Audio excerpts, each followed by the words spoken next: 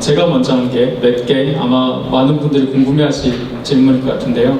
먼저 연출님께 제가 대신 많은 분들이 물어보신 질문인데요. 원작과 비교해서 뮤지컬 무대로 만들었을 때 가장 중점을 둔 부분이 무엇이었을까요? 저 이번 작품은 원작의 이야기를 좀 충실히 따라가려고 애를 많이 썼고요. 그러면서도 소설이 아닌 뮤지컬로 무대화되었을 때 뮤지컬만이 보여줄 수 있는 상상력을 좀 더 확장하거나 이야기를 노래로 풀었을 때 좀 더 이야기 속에서 느꼈던 작은 부분들도 어떤 무대화했을 때 더 흥미있고 아름답게 펼칠 수 있는 장면이 무엇인가, 그런 것들을 많이 찾아서 고민했고요. 그런 장면들을 저희 음악과 안무와 함께 좀 펼칠 수 있는 장면들이 몇 개 있어서 저는 다행히 뮤지컬로서 그래도 가치 있는 장면들을 만들어냈다고 생각하고 있습니다. 네, 이 원작 소설가 손원평 작가께서는 사실 이 소설을 굉장히 많은 영화사에서 탐을 냈는데 다 일체 거절하셨습니다. 대신 이제 뮤지컬은 공연화를 허락하셨는데요. 그러면 이 소설과 다른 뮤지컬만의 이 관람 포인트를 뭐로 알고 있으면 좋을까요, 연출님?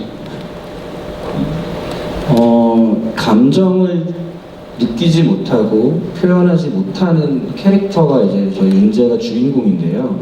그걸 글로 읽었을 때 어떤 아이일지, 어떤 느낌일지 상상을 이렇게 펼칠 수 있긴 하지만 저희 무대 위에서 감정 소용돌이치고 감정이 요동칠 것 같은 그런 장면들을 만나게 되는 저희 주인공이 그것들을 표현하지 않고 참고 있는 모습이 저희 뮤지컬에서 굉장히 흥미진진한 부분이라고 생각합니다.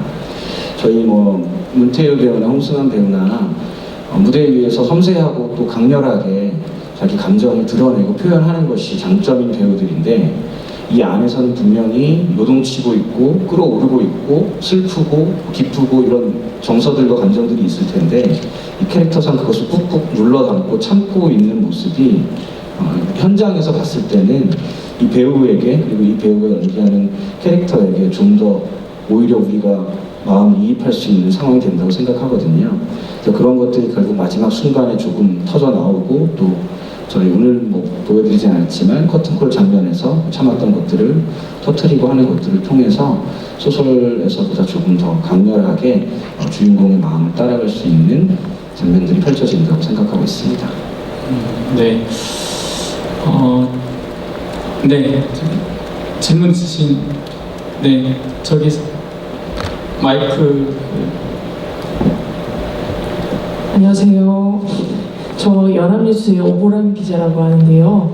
네, 공연 참 잘 봤습니다. 하이라이트지만 저는 그 주인공 윤재 역 맡은 문태유 배우님 그리고 홍순환 배우님께 질문이 있는데요. 잠깐 연출님께서 말씀을 해주시기도 했지만 이 윤재라는 캐릭터가 자기 감정을 다 못 드러내기 때문에 이거를 안에서 참으셔야 했잖아요. 어떤 식으로 연기를 하셨는지, 그리고 애를 먹지는 않으셨는지 좀 궁금합니다. 네, 홍승환입니다. 그 질문 잘 들었고요. 좀 연습 과정이나 그럴 때 힘든 지점들이 많이 있었어요. 특히 엄마랑 하는 별자리라는 노래나 그런, 내가 어떤 것을, 윤지가 완전히 깜깜한 건 아니고 감정을 찾아가려고 노력을 하든 느끼려고 노력을 하든 어떤 행동들을 하고 있긴 하거든요. 근데 저는 그냥 그 사람을 계속 바라봐야만 방금 말씀하신 것처럼 관찰을 해야만 연기를 할 수 있겠더라고요. 어떤 감정을 통제를 하든 어떤 그런 근본적인 문제가 아니라 그냥 순순히 본다. 나에게 말을 하는 사람을, 나에게 어떤 감정을 쓰는 사람을 바라봐 보는 것, 그것으로 접근을 해보니 수월하진 않았지만 조금 더 윤재가 이렇지 않았을까? 라는 생각이 들었었던 것 같아요. 그래서 느끼려고 하고 어떤 걸 같이 공감하려고 한다기보단 내게 어떤 말을 하는 사람을 혹은 어떤 상황을 보려고 노력을 했던 것 같습니다. 그게 도움이 되었죠. 형은요?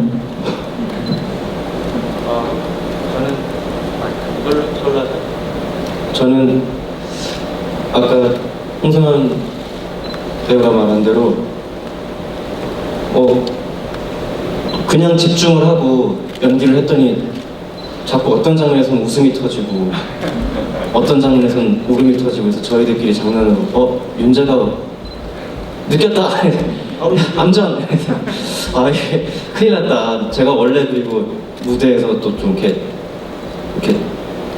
웃음이나 울음 이런 걸 이렇게 특히 잘 참는 그런 이렇게 뻔뻔하게 하는 스타일의 배우가 아니라서 사실 애를 좀 많이 먹었습니다. 근데 그러다 보니까 말씀하신 대로 어떤 방법으로 접근을 해야 될까. 그러니까 감정 표현 불능증이라는 걸 제가 실제로 겪어보지 못했으니까 이걸 상상력만으로 제가 그동안 연기에 접근했던 진심과 상상력만으로 접근하기에는 한계를 좀 느껴서 좀 이번에는 접근법을 달리해서 한 연습 중반쯤에 정말 감정을 싹 빼고 대본에 있는 활자대로만 그냥 한번 앞사람 대사 끝나면 치고 그대로 치고 이렇게 해봤어요. 그리고 앞사람의 대사도 절대 그 뒤에 서브를 생각하지 않고 활자로만 듣고 꼭 무슨 오디오북 듣듯이 그렇게 했을 때 좀 찾아지는 지점들이 있었고 거기서 좀 더 좀 발전시켜서 좀 마지막에는 그래도 어느 정도는 감정 표현 불능증이라는 친구를 연기하는데 어느 정도는 도달한 것 같습니다. 앞으로는 또 계속 찾을 생각입니다. 네. 또 다른 기자님 질문 있으신가요? 네. 저기 마이크 앞쪽에 여자 기자님 손 드신 거 아니었나요? 죄송합니다. 제가 이 조명에 눈이 부셔가지고. 저는 오히려 이제 답을 듣다 보니까 그런 생각이 드는데요. 사실 윤재는 자기 감정을 못 느끼니까 오히려 연기하기가 상대적으로 쉬웠을 수도 있을 것 같아요. 상대적으로. 반면에 그 상대 역들도 굉장히 이게 감정을 못 느끼는 상대, 벽을 보고 얘기하는, 하지만 벽은 아닌, 그러니까 더 상대 배역을 맡은 고니나 아니면 주변 배우분들도 아마 기자님의 질문이 또 답이 또 흥미로울 것 같은데요. 그래서 고니 역을 맡은 배우님과 답을, 아까 그 질문, 그 연기하실 때 좀 힘들지 않았는가, 그 질문에 대한 답을 좀 들어보면 좋을 것 같습니다. 아니요, 사실 전혀 힘든 건 없었고요. 감정을 느끼지 못하는 상대인데 힘이 안 들던가요? 만약에 그 답답함을 제가 참는 캐릭터였으면 되게 힘들었을 텐데 네. 이걸 뭐 완전 세세한 것, 조그마한 것까지 다 쏟아내니까 네. 그런 면에서는 이제 힘들지 않았고요.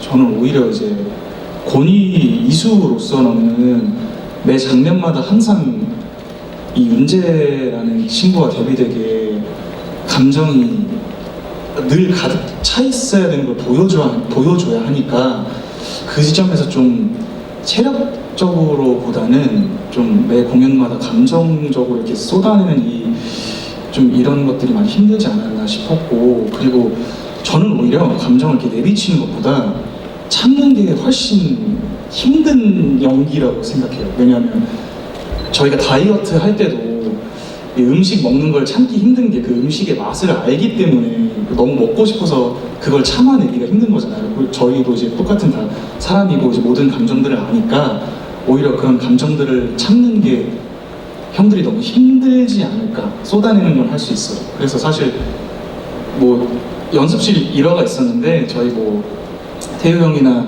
승환이 형도 막 연습실에서 막 별자리 노래하다가 막 갑자기 펑펑 울고 막 못하겠다고 막 중단도 한 적도 있었고, 그래서 좀 그 감정에 무대에 서기 전까지 좀 윤재 두 형들의 좀 이 감정을 억제하려고 관객들한테 내비치지 않게 하려는 그 노력이 진짜 많았었다는 걸 알아주셨으면 감사하겠습니다. 네. 신박사 역을 맡은 배우님과도 한번 답을 들어볼까요? 왜냐하면 윤재가 신박사에게 주로 질문하죠. 이럴 때 어떻게 해야 되죠? 이렇게 어떻게 해야 되죠? 이렇게 자꾸 물어볼 때 그때마다 굉장히 곤혹스러운 상황이잖아요. 너무 쉬운 거를 질문하니까. 그래서 아마 연기하시기도 이렇게 좀 어땠을까 궁금한데요.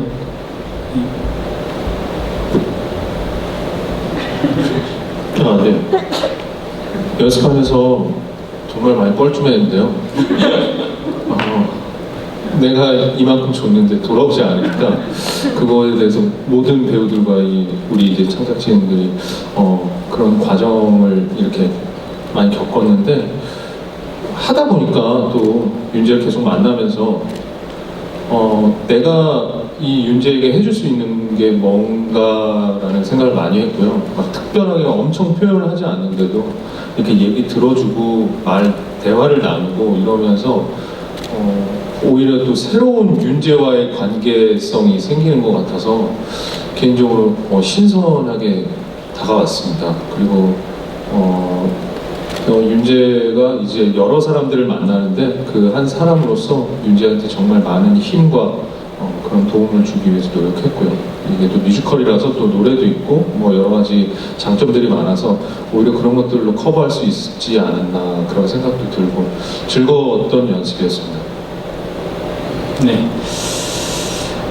얘기를 쭉 들어봤는데요.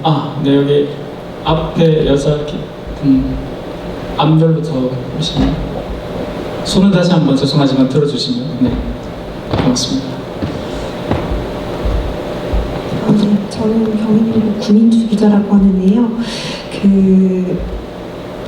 프리뷰도 했었었고 이제 이미 보신 관객분들도 계셔서 평가들이 좀 나오고 있는데요. 그 연출님께서 이제 생각하셨을 때 이제 보신 분들께서 좀 책을 너무 세세하게 담지 않았나라는 그런 또 평가를 하시는 얘기들이 좀 있으신 것 같아서 여기에 대해서 좀 어떤 의도를 갖고 이제 좀 작품들을 만드신 부분들이 있으신 건지 어떤 점에서 어떻게 이런 이제 작품을 무대 위에 이렇게 좀 연출을 하시게 된 건지에 대한 좀 자세한 이야기를 들었으면 좋을 것 같고요.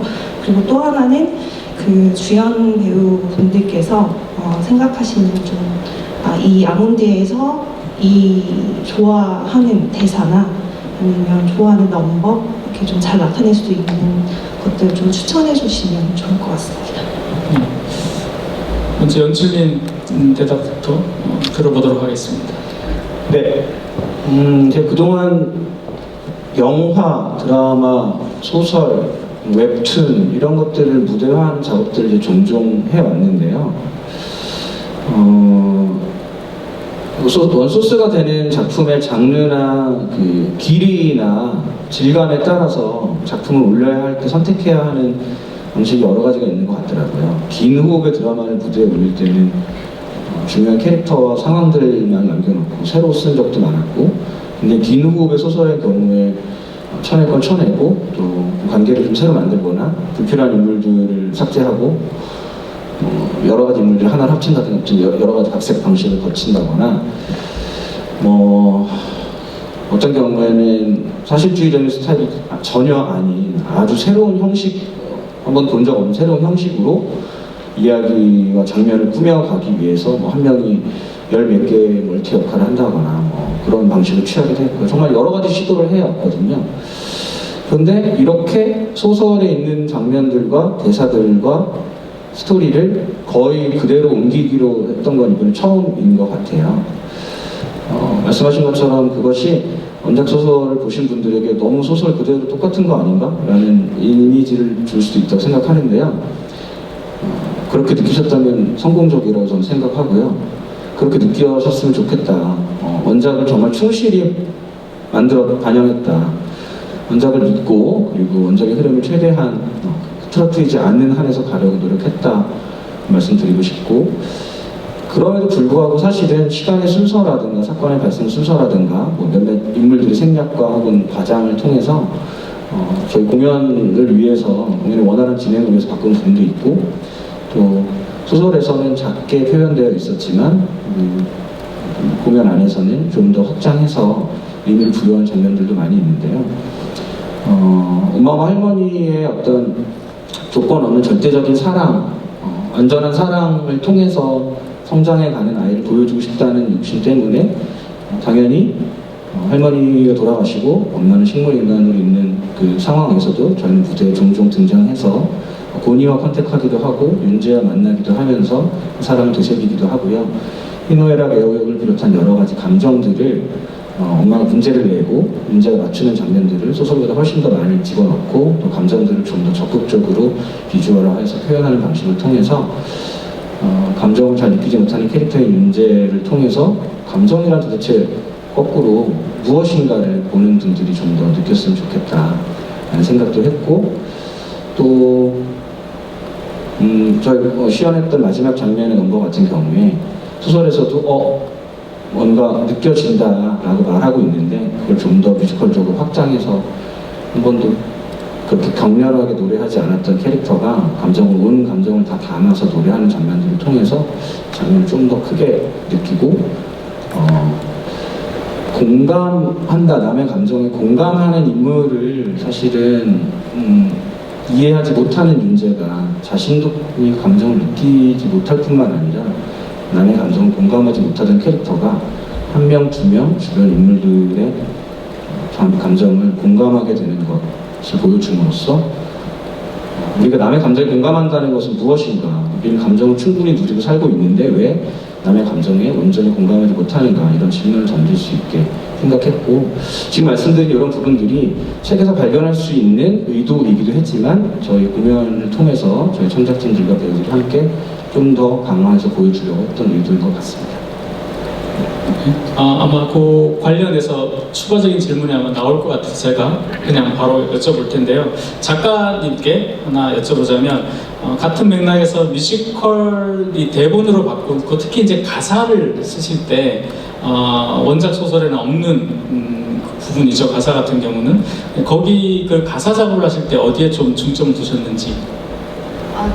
사실은 근데 소설 자체 지문 소설이 워낙 좋아서 가사를 쓸 때도 거기 소설에 있는 대사를 많이 가져오기도 했고 그리고 이제 바람이란 넘버 같은 경우는 이제 윤재가 첫사랑을 느끼면서 막 표현하는 넘버인데 그 같은 경우는 이제 책에 굉장히 좋은 말들이 많아서 그걸 잘 정리해서 쓴 경우이기도 하고 그리고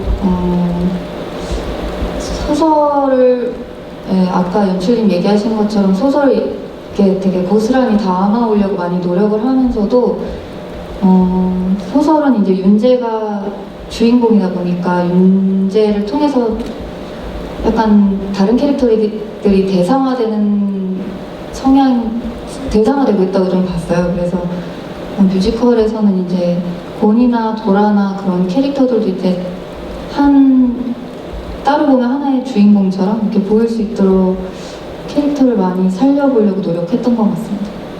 네, 아마 원작 소설을 읽으신 분들이 많으시겠지만 원작 소설은 1인칭 주인공 시점으로 진행하다 보니까 윤재의 거의 뭐 독백과 경험이 주다다 보니 주변 친구들이 좀 타자화되는 경향이 있죠. 그것을 뮤지컬에서는 각자를 다 주인공처럼 그렇게 해서 캐릭터를 좀 입체적으로 만들었다 이렇게 설명했습니다. 아까 두 번째 질문이었는데 주연 배우님들이 가장 인상적인 장면이나 대사를 좀 꼽아달라고 했는데요. 네. 마이크. 네.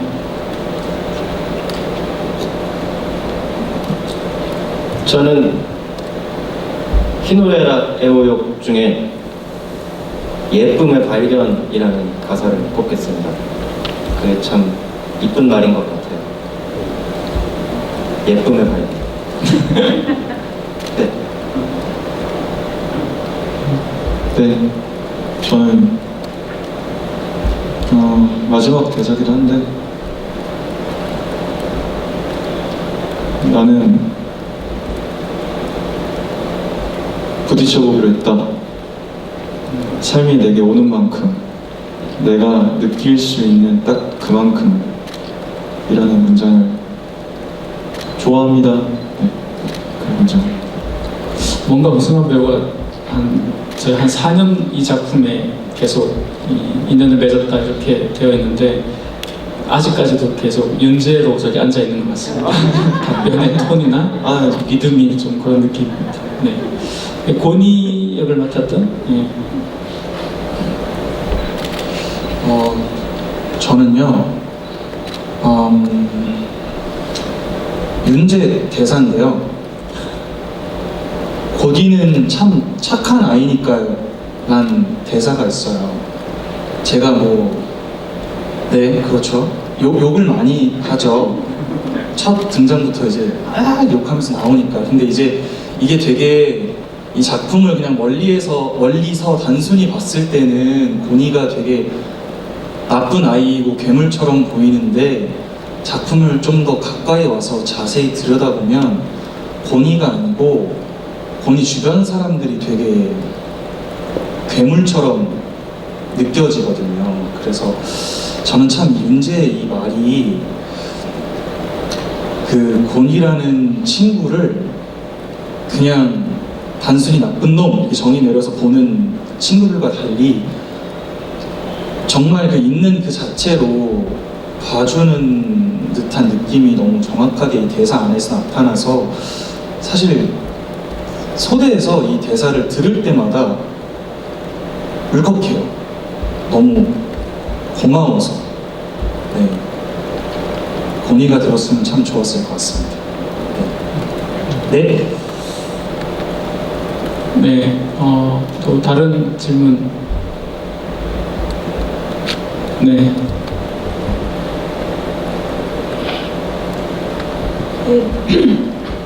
뉴시스 강진아 기자인데요. 그 이성중 작곡가님께 질문 드릴게요. 그 감정이 없는 아이를 중심으로 한 극이다 보니까 그 음악 작곡적인 부분도 쉽지 않았다고 들었는데 그 어떤 점에 중점을 뒀고 어려웠는지 말씀 부탁드립니다.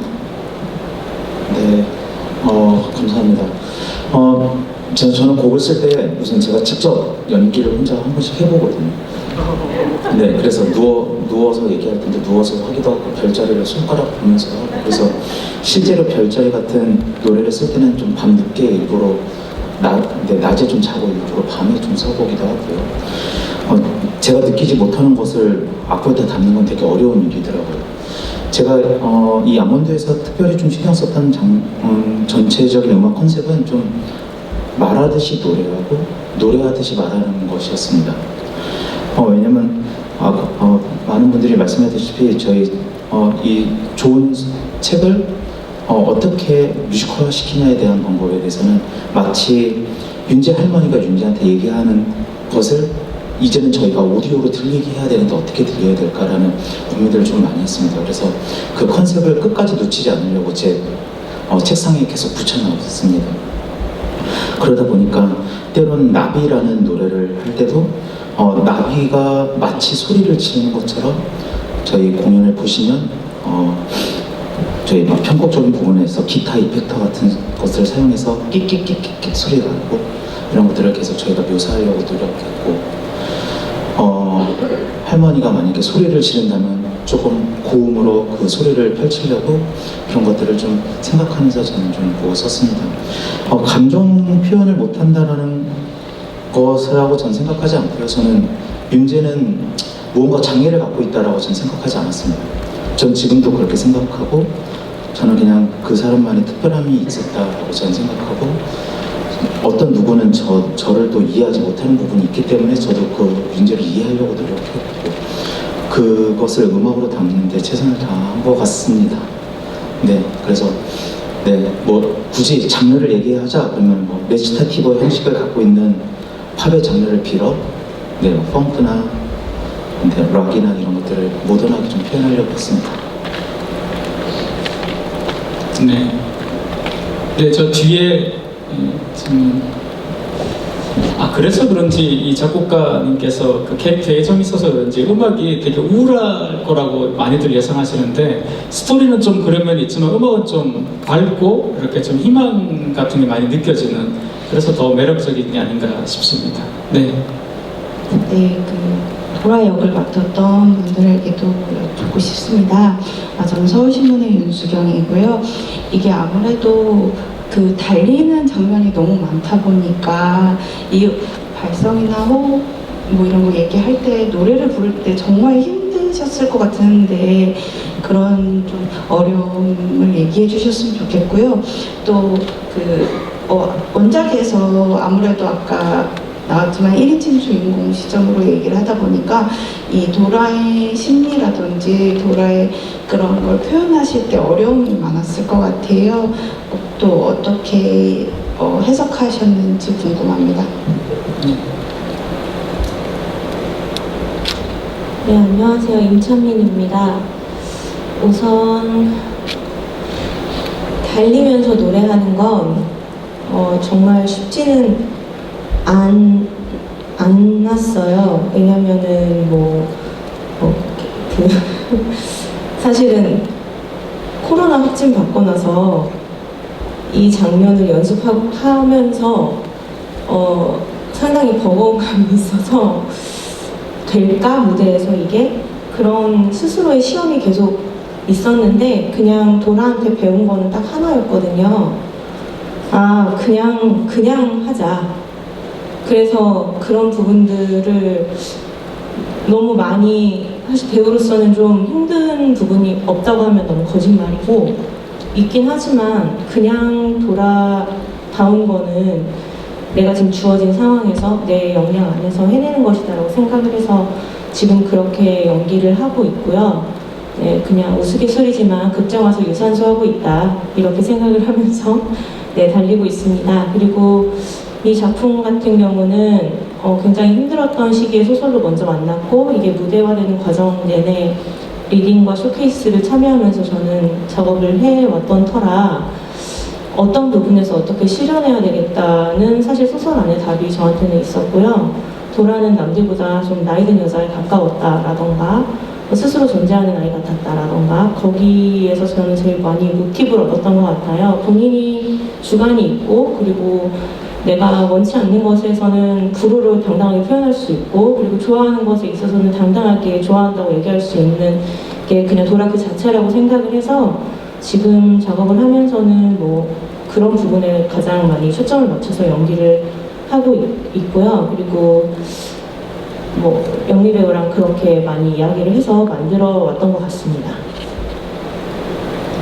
네, 저는 도라 역할의 송영미입니다. 저는 일단 달리기를 좋아했고요. 달리면서 노래하는 게 쉽지 않았는데 연출님께서 마음껏 숨소리를 내고 그것이 윤지에게 닿았으면 좋겠다고 말씀을 해주셔서 힘들게 달리고 그 힘듦을 마음껏 표현하고 있어요. 그래서 힘들지만 즐겁게 달리고 있고요. 저는 이 도라를 책에서 봤을 때 그냥 떠오른 키워드가 바람, 꿈, 냄새 이런 거였어요. 그래서 항상 남들의 불편한 시선 속에서 살아갔던 윤지에게 너는 꿈이 뭐야? 나는 책에서 나는 낙엽 냄새가 좋아. 이런 단어들을 던져줄 수 있는 도라.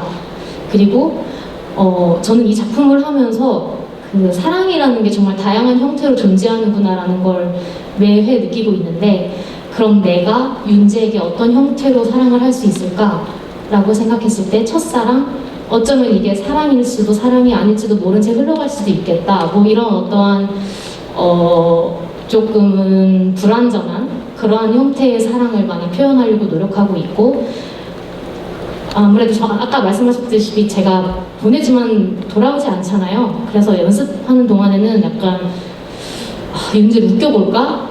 한번 웃게 해보자. 약간 이런 오기를 가지고도 연습에 참여를 했었던 것 같습니다. 네. 질문. 도라 약간 이제 질문이 나왔으니까 이어서 물어보면 사실은 도라가 본인과 또 다른 면에서 윤지에게 이렇게 윤지를 성장시키는 데 아주 중요한 역할을 하잖아요. 그러면 본인들이 생각하실 때 도라의 어떤 면이 사실 윤지에게 이렇게 도움이 됐다고 생각하실까요? 저는 그 책에도 보면 도라는 누구나 아는 노래를 이렇게 바꿔서 부를 줄 아는 아이였다. 뭐 이런 문장이 있어요. 그런 면들이 윤재에게 되게 호기심을 자극하고 이건 뭐지? 하고 다가갈 수 있게 해주는 포인트가 아니었을까라고 생각하고 그렇게 좀 접근을 하고 있습니다. 네, 언니도? 사실 저희 작품에도 나오지만 윤재는 목적 의식이 굉장히 뚜렷한 아이로 성장이 되어 왔잖아요. 도라는 목적이 없습니다. 무목적인 게 사실은 윤재한테 가장 큰 매력 부분이 아닐까라는 생각을 갖고 연기를 하고 있습니다. 그러니까 모두가 윤재에게 뭘 가르치려 하고 도움을 주려 하는데 도라는 그런 거 없이 그냥 이렇게 그래서 도라도 윤재한테 치유를 받거든요. 그냥을 왜 이해를 못하지 어른들은? 근데 윤재는 네가 원하는 게 그것이면 해야지라는 그런 어떤 관념을 갖고 있는 사람이잖아요. 그렇기 때문에 서로 치유받을 수 있고 서로 끌릴 수밖에 없다고 생각을 했습니다. 어쩌면 바로 그 도라의 그런 면이 윤재한테 가닿아서 윤재가 아마 권위를 구하러 그렇게 그냥 이렇게 몸이 가게 되는 게 아닐까 또 그렇게 생각해 볼 수 있을 것 같습니다. 네. 저 아까 질문 드렸던 연합뉴스 오보람입니다. 저 고니 역 배우 두 분이랑 도라 역 배우 두 분 총 네 분한테 질문이 있는데요. 공통된 질문이에요.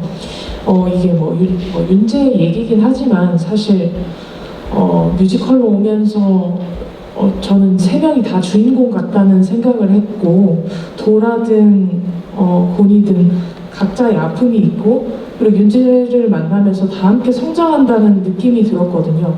윤재를 일방적으로 도와주는 느낌이 아니고 그래서 이 고니나 도라 이 캐릭터들을 각각 어떻게 해석을 하시고 어떻게 성장해 나가는 모습을 보여주려고 하셨는지가 궁금합니다.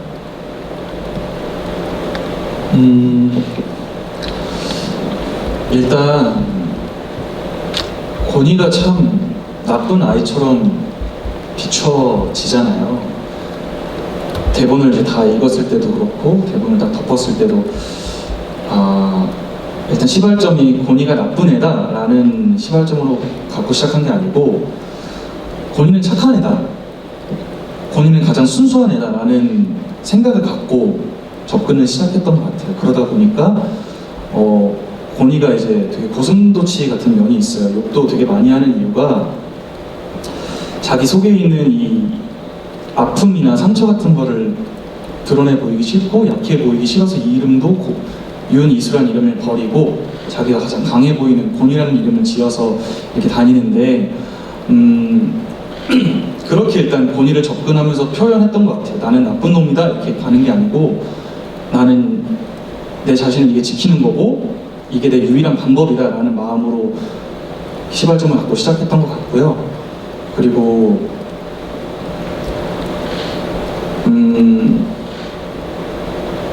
다음 질문이 뭐였죠?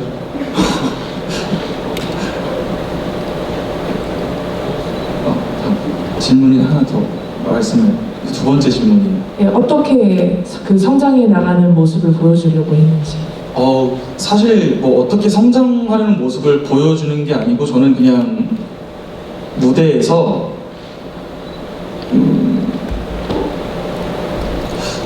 뭐라고 해야 되지? 그냥 충실히 스토리에 잘 살았습니다. 네. 그러다 보니까 이제 마지막에 제가 오히려 윤재를 가르치려고 하지만 저뿐만 아니라 도라, 엄마, 할머니 모든 배역들이 윤재를 가르치려고 하지만 오히려 윤재한테 가르침을 받거든요. 저는 그 점이 참 좋다고 생각합니다. 그래서 제가 오히려 가르치려고 하면서 성장을 하는 게 아니고 제가 자연스럽게 가르침을 받으면서 서로 시너지를 내면서 성장하는 게 아닌가. 그래서 이 작품이 아름답고 이쁘지 않나라고 생각합니다.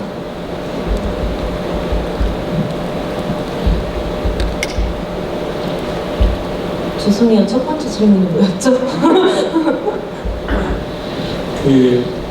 이 소설에서는 사실 1인칭 주인공 시점이다 보니까 대체로 이제 윤재가 주인공처럼 보이지만 실제로 뮤지컬에서 보면 윤재와 곤이, 도라가 다 이렇게 주인공처럼 그렇게 보이는데 네. 네. 그걸 어떻게 이제 표현하시고?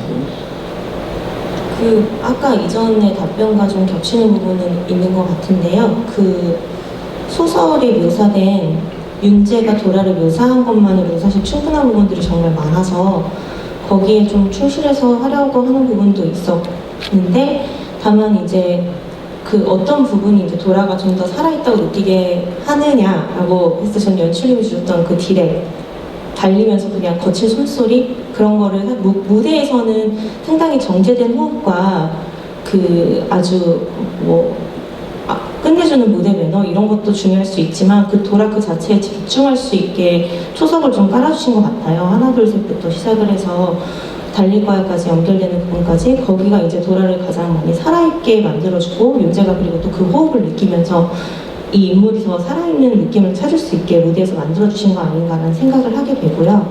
뭐 움직임이나 안무 이런 것들도 다 도움을 받고 있고, 그리고 도라가 어느 부분에서 성장을 하느냐, 그 아까 그 성장 키워드에 좀 집중하고 있느라 앞에 질문을 좀 살짝 잊었었는데, 그 도라는 그냥 공감이 필요했던 것 같아요. 평가보단 공감. 근데 사실은 우리가 어리숙하다는 이유로 리니 이런 식으로 해서 어린이들이나 좀 어리숙한 이미지의 어떤 것들을 쉽게 어른들한테 갖다 붙이는 경향들이 좀 많잖아요. 근데 도라는 그거를 정말 좀 아주 대차게 싫어하는 캐릭터라고 생각하거든요. 그거를 아주 무대에서 가감없이 표현하고, 그냥 이 존재 안에서 나라는 사람 자체로 인정받고 싶어하는 그런 부분들이 있는 아이인데, 윤재의 그 한마디 그리고 또 두 마디 이렇게 서로 교류하는 시간이 쌓여가면서 가끔은 도라도 부러지는 것만이 답이 아니라 살짝 휘는 것도 답일 수도 있겠다라는 깨달음을 얻는 존재라고 생각을 해요. 그 부분이 도라한테 가장 큰 성장이고, 어른으로 나아가는 데 있어서 아주 어떻게 보면 밑거름이 되는 어떠한 인간관계가 아닌가라는 생각을 하면서 무대에서 성장해 나가고 있는 것 같습니다. 네, 저도 아까랑 비슷하게 겹치겠지만 윤재에게 좋은 영향을 끼치는 캐릭터로서 접근을 하고 있고요. 저도 언니랑 같은 마음인데, 성장한다고 생각했을 때 누구나 더 단단해지고 더 곧게 올라가는 것만이 성장이라고 생각할 수 있는데, 저도 도라를 연기하면서 그것만이 성장이 아니라 좀 더 부드럽고 나를 이해해주고 내가 어느 정도 그 사람을 품어줄 수 있는 것도 성장이라고 생각해요. 그래서 그 사랑을 통해서, 첫사랑을 통해서 내가 이 아이를 너무 사랑하지만 품고 있고 더 단단해지고가 아니라 친구를 위해서 보내줄 수 있고, 나도 이렇게 성장하고 부모님에게 내 의견을 말할 수 있고, 이런 것들이 저는 이 공연 안에서 도라가 성장하는 부분이라고 생각합니다. 네. 답이 되었나요, 기자님? 그 질문이 안 나와서 제가 왜 안 나올까 이렇게 생각을 해봤는데, 아마 무대 앞 그 작품 초반에 주로 등장하고 등장하지 않아서 엄마와 할멈에 대한 질문이 좀 많이 나오지 않는 것 같은데요. 사실은 윤재가 이렇게 태어난 것에 대해서 가장 크게 마음에 짐을 갖고 있는 사람은 역시 엄마겠죠. 그래서 엄마 역을 맡았던 배우께 질문을 드리고 싶은데요. 사실 감정을 느끼지 못하는 우리 이 미아라는 이 감정 표현 불능증이 어떤 데서는 인구의 10에서 13%까지 있다, 이렇게 이야기하고 있습니다. 그만큼 많은 사람들이 사실 그런 걸 경험하고 겪고 있다고 이렇게 하는데요. 만약에 이 윤재 같은 사람이 실제로 있다면 극 중에서는 감정 교육을 시키죠. 이게 깊은 거야. 입꼬리가 올라가면 행복한 거야. 눈꼬리가 위로되면 증오하고 두려운 거야, 이렇게 가르치잖아요. 그렇다면 그 극중 엄마가 이제 이름이 지은이거든요. 그래서 지은이 책방인데요. 실제로 이 역을 하면서 어땠습니까? 이 자기 아이에게 내 아이가 느끼지 못하고 이 아이에게 내가 가르쳐야 된다, 그런 장면에서 굉장히 좀 남달랐을 것 같은데요. 우선적으로 저희 엄마 둘이 성향이 굉장히 달라요. 그래서 많이 보시면 여러 가지 감동을 느낄 수 있고요. 저는 제가 이 역을 맡았을 때 저 평상시에도 그렇게 생각해요. 이 세상에서 가장 큰 무기는 진심과 사랑이라고 생각합니다. 어떤 엄마든 내 아이가 장애를 가져도 장애라고 느끼지 않으려고 하고, 그거를 인식을 시켜주지 않으리라고 하는 엄마의 의지가 있을 거라고 생각을 해요.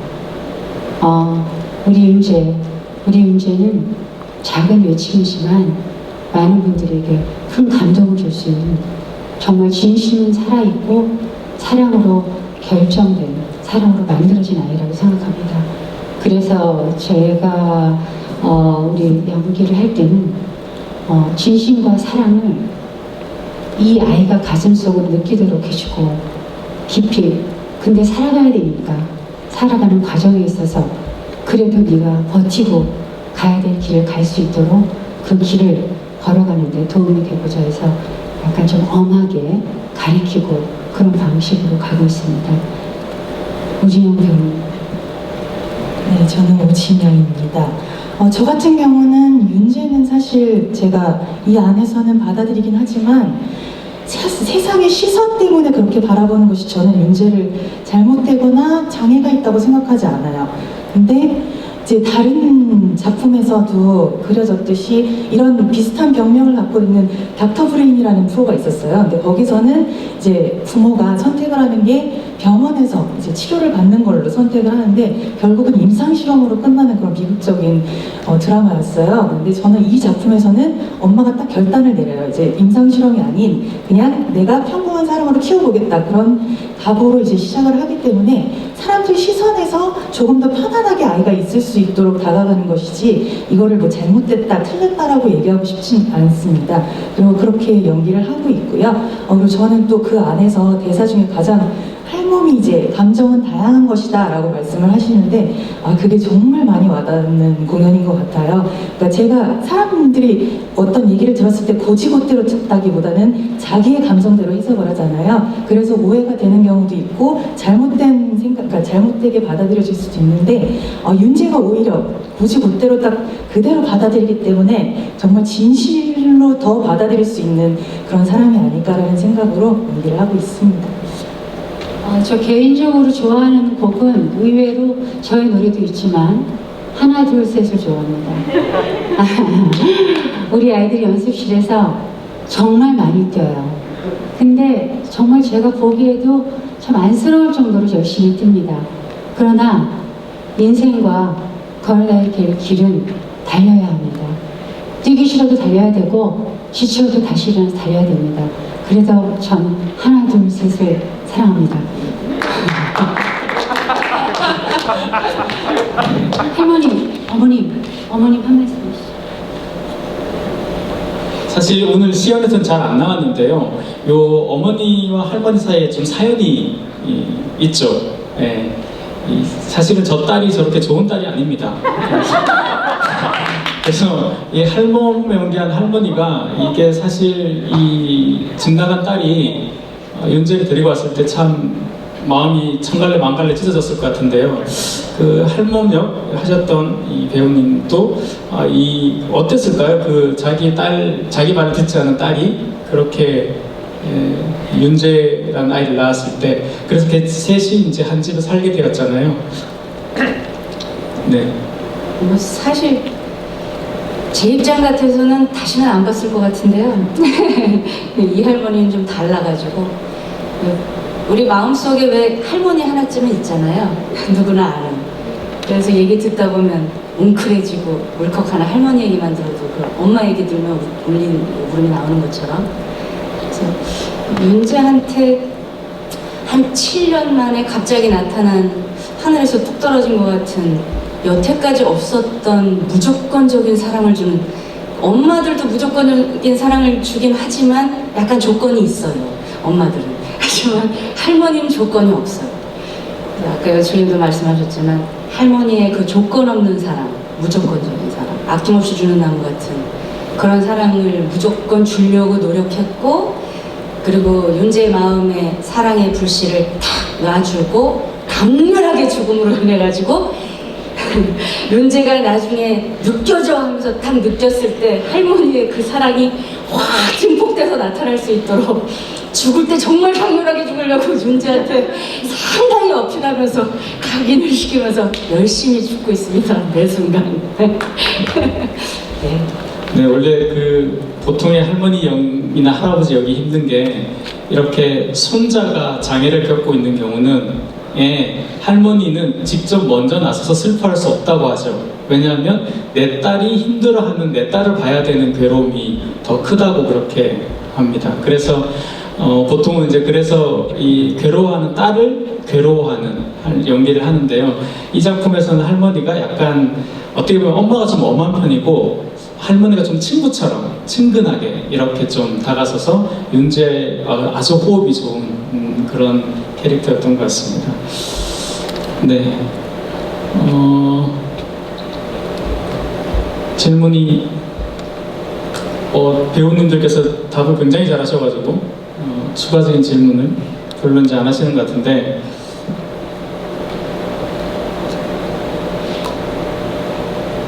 제가 그냥 몇 가지 준비해온 이 작품을 보면서 책을 읽고 작품을 보면서 생각했던 이제 궁금함인데요. 그냥 이렇게 이제 창작 초연이잖아요. 참 뭐 다들 아시겠지만 참 어려운 작업입니다. 창작 초연.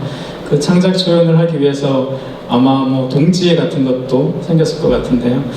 특히 이제 여기 여러 역을 멀티 배우분들도 계시고 참 무대 뒤에서 보시면 정말 정신없어요. 정말 막 엄청난 속도로 많은 일들을 해내셔야 되는데 혹시 뭔가 작품을 이제 연습하고 하면서 좀 재미난 에피소드라든가 좀 뭔가 이런 소개하고 싶은 이야기라든가 이런 게 있으면 어느 배우님들이든 편하게 답을 해주시면 좋을 것 같습니다. 이렇게 재미난 사연이 꼭 몇 개씩 생기거든요. 연습하다 보면. 네, 안녕하세요. 배우 김재인입니다. 네, 제가 연습 기간 동안에 이제 코로나를 걸려서 격리를 한 적이 있습니다. 그래서 이제 그 희노애락 이후에 나오는 질문신에서 살인자 역할을 우리 이제 조한지 배우가 했었는데요. 저보다 더 사람을 잘 죽이더라고요. 그래서 한지가 제 역할을, 살인자 역할을 꼭 한번 해보고 싶다고 탐을 냈었던 적이 있습니다. 그래서 복귀했을 때 엄청 경각심을 가지고 열심히 연습했던 적이 있습니다. 고니의 어떤 한 번쯤 해보고 싶었던 충동을 그렇게 푸는 건가요? 근데 살인자가 그신 주인공이죠. 멋있습니다. 멋있게 정말 나쁜 놈이지만 뭐 태인이 형이 뭐 제가 더 잘했다고 하는데 저는 태인이 형이 훨씬 잘했다고 생각하고요. 참 저런 비슷한 에피소드가 참 많았던 것 같아요. 그래서 막 이제 뭐 어머니 이제 배우분들이 뭐 아프시거나 아니면 이제 스케줄이 안 맞았을 때 이제 별자리를 또 이제 저 태인이 형이 이제 엄마를 대신하고 막 이렇게 되게 서로 많이 커버를 쳐주는 연습실이지 않았나 싶어요. 막 누가 안 나왔다고 막 왜 안 나왔냐 이런 분위기가 아니고 너무 작품 자체 분위기가 너무 밝아서 그런가? 배우들도 다 같이 너무 끈끈하고 너무 지금도 이제 백스테이지에서도 그렇고 공연하기 전까지도 하하하고 이렇게 즐겁게 웃다가 참 무대 위에서 이렇게 심각한 연기들 이렇게 하시는 거 보면 참 대단하다고 생각도 들고 참 아몬드 좋습니다. 화이팅! 조한지 배우 계속 질문하다 보면 정말 재미난 얘기 많이 하실 것 같습니다. 뒤풀이 자리가 기대되네요. 저는 사실 이 작품의 가장 큰 기대는 원작 소설보다는 사실은 음악이었습니다. 뭐 이성준 작곡가는 다들 아시겠지만 창작 뮤지컬계에서 뭐 프랑켄슈타인 등 굉장히 많은 좋은 작품 많이 하셨는데 아까도 잠깐 질문이 나오긴 했지만 뭐랄까요, 감정을 느끼지 못하는 주인공은 제가 본 정말 많은 뮤지컬에서도 처음 들어보는 캐릭터거든요. 그러니까 이건 차라리 지킬 앤 하이드나 프랑켄슈타인은 감정을 증폭시키니까 오히려 더 선이 굵은 작품을 만들 수 있는데 어떻게 보면 제가 처음에 그냥 음원으로 들었을 때는 이성준 작곡가 스타일이 좀 아닌데 라는 생각이 얼핏 들었어요. 현장에 와서 보니까 좀 이렇게 해서 이렇게 작곡하셨구나 생각이 드는데 사실은 작곡을 하실 때 제일 먼저 딱 이렇게 만든 곡이랄까요? 작품을 이렇게 이 대본을 받고 제일 먼저 만든 곡이랄까요? 아니면 이 작품에서 가장 핵심이 되는 곡은 이 곡이다, 인 것 같다라는 그런 곡이 있습니까? 뭐 어떠한 곡을 하나 꼭 적으면은 네, 여기 배우분들이나 저희 스태프분들이나 또 다 죄송할 것 같고요. 또 제 자식 같은 곡들한테 미안할 것 같고요. 죄송합니다. 제가 잘못 했는데 아닙니다. 나쁜 사람 만들 뻔했습니다. 네, 실제 가사는 좀 늦게 단 편이지만 가장 먼저 곡을 쓴 거는 별자리였습니다. 네, 별자리를 먼저 썼고 하지만 저한테는 가장 큰 숙제였죠. 네, 그리고 감정을 없는 것을 어떻게 표현을 할까? 그래서 처음에 뭐 할 때는 랩으로 표현을 하고 나머지는 다 노래로 부를까? 막 여러 가지 구성들을 많이 하는 과정이었습니다. 그 과정을 다 설명하기에는 우선 제가 좋은 언변을 갖고 있지 않다고 생각하고 그걸 음악으로 표현하고 또 관객분들의 상상이 꼭 더해진다면 저희 아몬드가 뮤지컬 아몬드로 거듭나는 기회가 될 것 같고요. 제가 음악에 제 음악 스타일이 아니다라고 얘기하기에는 좀 부끄럽지만 어쨌든 가능한 한 제 색깔이 담긴 것이 아니라 제가 그냥 단순히 신한테 영감을 받아서 제 손으로 썼을 뿐, 저는 가능하면 이 배우들과 함께 모차르트겠습니다. 대사인데요. 죄송합니다. 근데 이성준 작곡가님의 곡은 제가 스타일이 아니라면 스케일이 훨씬 더 클 줄 알았다 이 뜻인데요. 제가 좀 잘못 말씀드린 것 같은데 선율이 굉장히 아름답고 귀에 꽂히죠, 멜로디 라인이. 그런 면이 이 작품에서도 여전히 잘 드러난 것 같습니다. 그리고 이제 안무 감독님한테도 하나 여쭤보고 싶은데 음악도 마찬가지지만 사실 뮤지컬에서 기본적인 작법이 있죠. 기본적으로 대사를 하고 말로 해서 안 될 것 같으면 노래를 하고 노래로도 안 될 것 같으면 춤을 춘다 이런 기본 작법이 있는데 여기는 감정을 느끼지 못하는 주인공이잖아요. 그래서 아마 안무를 짜실 때 좀 어렵지 않았을까? 그렇기 때문에 오히려 또 어느 부분에 또 중점을 두셔야 됐을 것 같은데요. 어땠을까요? 네, 저는 환상신이라든지 좀 이런 안무적으로 안 풀릴 때 저희 아이들의 도움을 좀 많이 받는 편입니다. 그래서 저희 아이들에게 행복하면 어떻게 할까? 슬프면 어떻게 해? 바로바로 왜냐면 엄마 직업을 아직 완벽히는 이해 못하고 있기 때문에 몇 살일까요, 아이가? 10살, 8살, 7살인데요. 그러니까 이해를 못한다기보다는 이제 안무적으로 도움을 받는 말을 하질 않고 그냥 기쁘면 어떻게 해? 슬프면 어떻게 할까? 움직임으로 좀 노는 방식으로 해서 이용을 하고 있습니다, 아이들을. 그래서 희노애락 애호애혹의 안무가 저희 아이들에게서 태어났고요. 사실 행복하다는 표현을 부탁하니 다 빙빙 돌더라고요. 팔을 위로 올리고.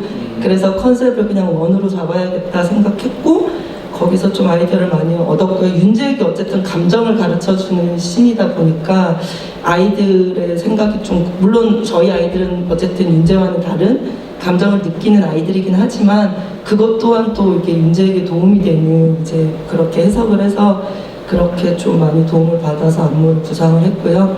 그냥 괴물 같은 경우에는 일단 연출님하고 얘기한 부분이 있었지만 사람들의 시선이라든지 좀 그런 거를 좀 많이 뒤에서 많이 하잖아요. 그래서 배우분들이 어쨌든 춤을 출 때 표정이 좀 안 보이게 하기 위해서 뒷모습으로 설정을 하고 이제 거기에 이제 좀 날카로운 동작들로 좀 끊어서 많이 표현을 했던 것 같습니다. 그 배우분도 알고 계셨어요? 이 안무 감독님의 7세, 8세, 10세 아이의 동작에서 여러분이 안무를 하고 있다는 것을 알고 계셨습니까? 처음 아신 거예요? 네. 담담하시네요, 다들. 깜짝 놀랄 줄 알았거든요. 생각보다 어려운 안무입니다. 너무 훌륭하게 잘해주셨어요. 아무래도 이제 DNA가 그러니까 자녀들도 굉장히 이제 춤에 탁월한 기능이 있다 그렇게 믿도록 하겠습니다. 다음에 작품 보실 때 꼭 안무에 집중해서 한번 보시기 바랍니다. 혹시 질문 이제 슬슬 마무리할 시간인데요. 혹시 질문 더 있으실까요? 네. 아니시면 오늘 이제 이런 프레스폴 행사를 한다고 해서 나한테 질문이 혹시 오면 내가 이 말을 꼭 해야겠다 라고 생각해서 준비했는데 아무도 누구도 묻지 않아서 내가 이 말을 못하고 있어 지금. 근데 지금 안 하면 집에 가서 되게 후회할 것 같아. 그런 혹시 배우나 스태프 계실까요? 네. 윤 교수 이런 것 같아서. 네.